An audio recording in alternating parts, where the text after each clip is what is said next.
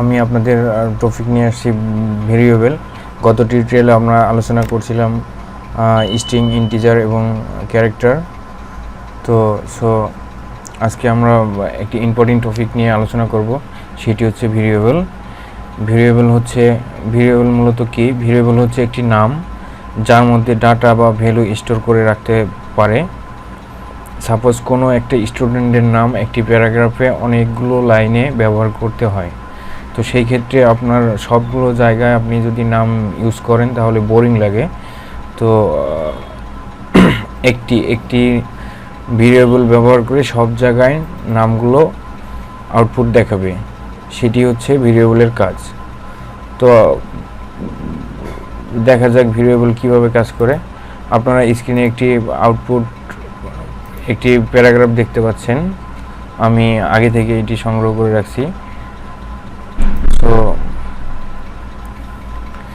Variable সাধারণত letter বা digit, underscore ব্যবহার, এই তিনটি শব্দ দিয়ে আপনি শুরু করতে পারবেন, কিন্তু কখনো ফার্স্ট টাইম ডিজিট দিয়ে আপনি ভেরিয়েবল শুরু করতে পারবেন না। যেমন নেম দিয়ে আপনি শুরু করতে পারবেন, বাট আপনি নেম অন দিয়ে শুরু করতে পারবেন না, বা নেম টু দিয়ে শুরু করতে পারবেন। তো আমরা সাপোজ আমরা দেখতেছি এখন নেম, এখানে our new student name is, তো আমরা এখানে নেমটা শো করব। তো আমরা নেমটা শো করি। এখন নেমটা হলো ক্যারেক্টার, সে ডাবল কোটেশনের ভিতরে রেখে আমরা এমডি শাহিন আলম। তো এখানে আমরা লিখলাম ভেরিয়েবল নেম, এবং এটা আমাদের প্যারাগ্রাফ। তো আমরা যদি অনেকগুলো জায়গায় ইউজ করি, তো এখানে যদি আমাদের নেমটা, ভেরিয়েবলটা কিভাবে শো করে দেখেন, এখানে আমাদের লিখতে হবে প্লাস নেম কোটেশনটা এখানে হবে না। তো দেখা যাক আমাদের এখানে আমরা নেমটা ইউজ করি, এখানে ইউজ করি নেম প্লাস। তো দেখি আমাদের আউটপুট কি দেখায়। আমরা রানে যাই, এটা আমাদের প্রোগ্রাম ওয়ান। তো এখানে আমাদের our student name is Shahin Alam, MD Shahin Alam, live in Dhaka, Bangladesh.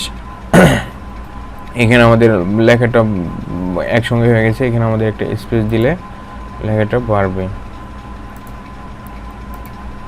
Space হবে।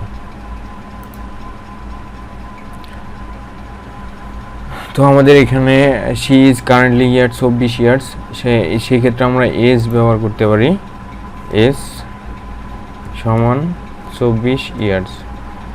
তো আমরা এখানে যদি এজ ব্যবহার করি প্লাস দিয়ে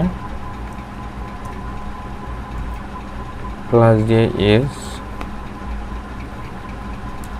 কোটেশন,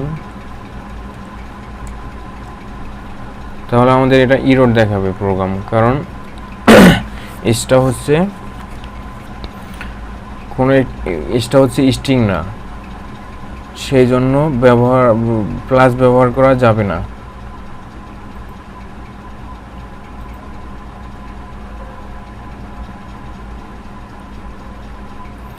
এজটা আসলে মূলত স্ট্রিং না, এজটা হচ্ছে ইন্টিজার ডাটা টাইপ এবং ফ্লোটিং ডাটা টাইপ এর ক্ষেত্রে অবশ্যই এজের জায়গায় কমা ব্যবহার করতে হবে। তো আমরা এখানে যদি কমা ব্যবহার করি তাহলে আমাদের আউটপুট শো করবে। তো আমরা দেখি এখন আউটপুট কি শো করে।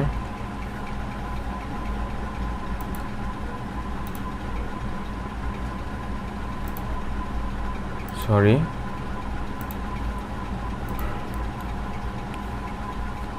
এখানে 24 ইয়ার্স, 24 ইয়ার্স। তো সেভাবে আমরা সিজিপিএটাও দিতে পারি। এখানে সিজিপিএ সমান এখানে 3.5 3.88 এখানে আমরা সিজিপিএ দিতে পারি সিজিপিএ কমা সিজিপিএ